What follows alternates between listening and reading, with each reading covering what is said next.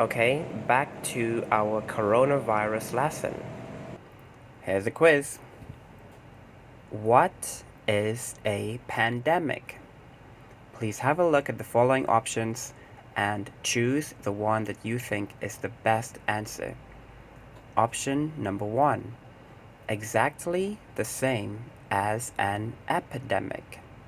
Option number 2. An epidemic that is seasonal.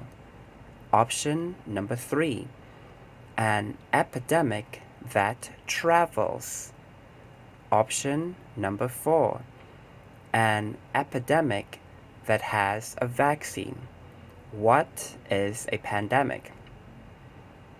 Time's up. Well, if you remember, I said the P for pandemic can stand for passport. Therefore, a pandemic is an epidemic that travels. Option number 3 is the best choice. Once in humans, the virus still mutates or changes, usually not enough to create a new virus, but enough to create variations or strains of the original one. Coronaviruses have a few key differences from most other RNA viruses. For example, they are some of the largest, meaning they have the most genes. That creates more opportunity for harmful mutations. To counteract this risk, coronaviruses have a unique or special feature, an enzyme that checks for replication errors and corrects mistakes. An enzyme is usually a kind of protein, and what it does is it helps to speed up chemical reactions in living organisms and so on. The enzyme that checks for replication errors and corrects mistakes makes coronaviruses much more stable with a slower mutation rate than other RNA viruses.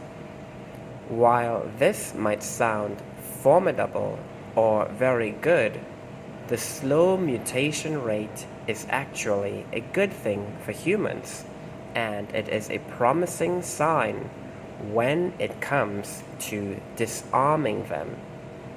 After an infection, our body's immune systems can recognize germs and destroy them more quickly if they infect us again, so they don't make us sick.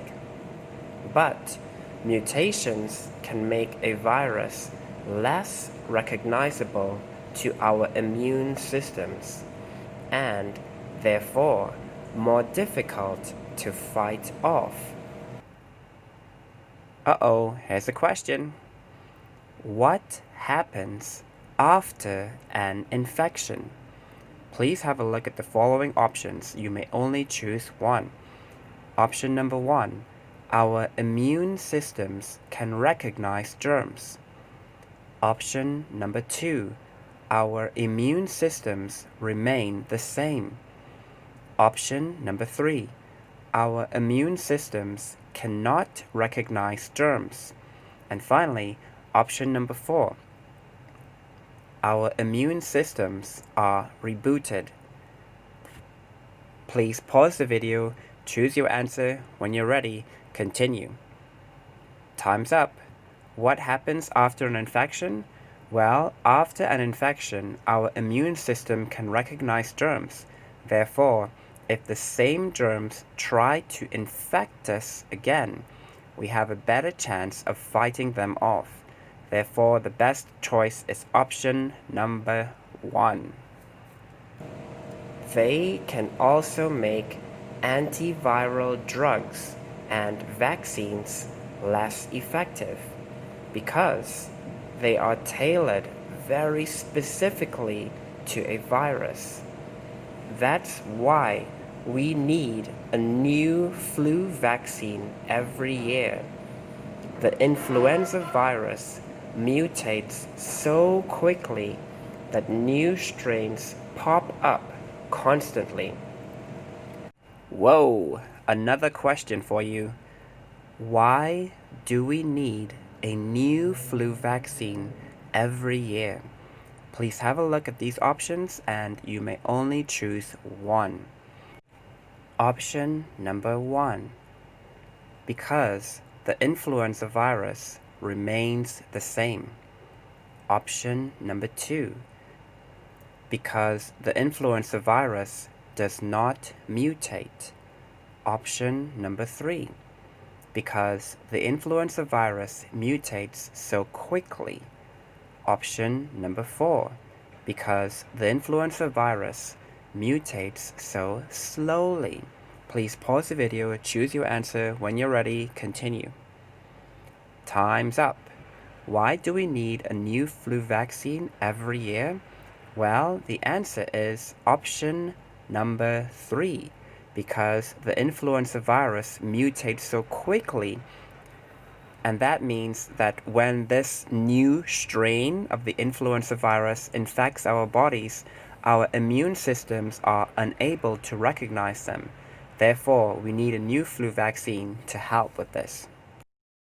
The slower mutation rate of coronaviruses means our immune systems, drugs, and vaccines might be able to recognize them for longer after infection and therefore protect us better. Still, we don't know how long our bodies remain immune to different coronaviruses. There has never been an approved treatment or vaccine for a coronavirus. We haven't focused on treating the ones that cause colds, and though scientists began developing treatments for both SARS and MERS, the epidemics ended before those treatments completed clinical trials. As we continue to encroach on other animals' habitats, some scientists say a new coronavirus jumping to humans is inevitable. That means that there is nothing we can do to prevent it. It is going to happen. But if we investigate these unknowns, it doesn't have to be so terrible or devastating as the current coronavirus pandemic. Okay, well, good job. Thank you very much. Thank you very much for listening to the video today. I hope you learned something. I hope it was useful. And take care. See you next time. Goodbye.